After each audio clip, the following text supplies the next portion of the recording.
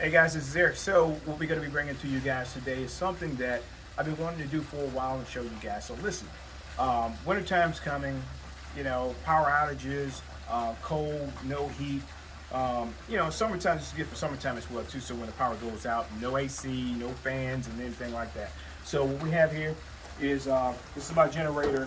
It's a 7,500 watt generator, and what I did was I contacted my electrician. I had my electrician to come put me a transfer switch up for the generator. And the reason I did that is when my power goes out, whether it's cold, I don't want to sit in my house and freeze to death. Okay, I want my family to be in comfort. So what I did, I had the independent transfer switch, and with that transfer switch, it allows me to select certain stuff in the house to run, lights, refrigerator, all your electrical stuff like your ceiling fans or all your sockets in the house, microwave, all that stuff. So let's say summertime the power goes out, right? So I have these little small window units I can stick in the window, and I can run those in all my rooms with this generator. Now it will not run the big outside AC unit. Okay, so I'm gonna lose that, but I got ceiling fans to run, or you guys can put box fans in the rooms to stay cool. Now, I had the electrician to make me a long cord to plug into here. This is a Tri Fuel Generator, so I can use propane, natural gas, or gasoline, which is really easy. Now, what I want to do, we're going to walk around to the power box, and then we're going to come back around here to the generator. So let's head over, and I'll see you in just a second. All right, guys, so we're at the power box. So this is what the transfer switch that they put in. This is my main power box. So we're going to open this. And so there are selected ones that we selected out of here to put over here. And I know I got a lot of stickers up here, so it's confusing to some people, but I tried to make it simple for myself. All right, so power company here, power company there. So these switches is vice versa like this. And the reason they do it, so you can't accidentally turn one on without turning the other one on. So if I need to turn this power off, if I put it up here to go to generator power, I push this up. This little thing right here is going to push this one down. So boom. And then I'm on generator power, generator power, generator power. Okay, so this one I don't touch at all. This stays on. This is for something else here, but this is my transfer switch. So my power goes out. Yes, I'm gonna come outside. I'm gonna flip these switches. Boom. I'm gonna close my box up. Then I'm gonna walk back over to the generator, and I'm gonna show you what else you got to do.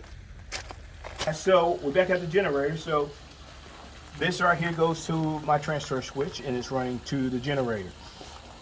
If I turn my generator on here and I start my generator up, this is my power to turn my electricity on inside the house to go to the transfer switch. Okay, so I flip this, then I get power from the generator to the house. So again, hey girl, you coming to help me out again? All right, but again, this is set up where I can use propane, I can use natural gas or gasoline. We're not going to start it up, and the reason is because it's going to be really, really loud. But listen, guys, it even has a socket here for your regular stuff right here. Here another socket, and here you another big socket right here. 7,500 watts is a lot of watts to run stuff in your house that you need to. So you don't have to freeze to death. You don't have to die of a heat stroke and different stuff like that if your power goes out. The main thing is being safe and keeping your family safe during natural disasters or any kind of disasters out there, and this will help keep yourself and your family safe away from the elements that are out there that you might have to prepare for. So one thing I do want to mention to you guys, generator needs to be at least 15 feet away from the house, open doors, open windows. This is far enough from the house where I don't have to worry about that, but we wanted it far enough away from the house where carbon monoxide is a silent killer. So we always want to be careful and be sure of that. So make sure your generator is far enough away from your open doors and open windows and from your house so you won't die of carbon monoxide. Because every year when we use generators, somebody end up dying because they just don't know. Okay, generators must be on the outside of your house. Can't be on the inside of your carport or anything like that. So you want to make sure it's away and you're good to go. And guys, look, and ladies and guys, so I hope this is helpful, because I like to share things that make sense, and this is one of the things to me that makes sense, to get that switch hooked up to the house.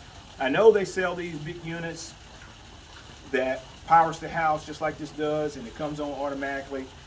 This is a couple $1,000s that I got invested in this, versus you're going to spend about $7, $8, $9, $10,000 for something. So you do save some money doing it this way. I don't mind manually coming out and doing things. But anyway, guys, I hope you guys enjoyed the video. You guys stay safe out there. Enjoy your winter, summer, whenever you're watching this video. Just enjoy yourself.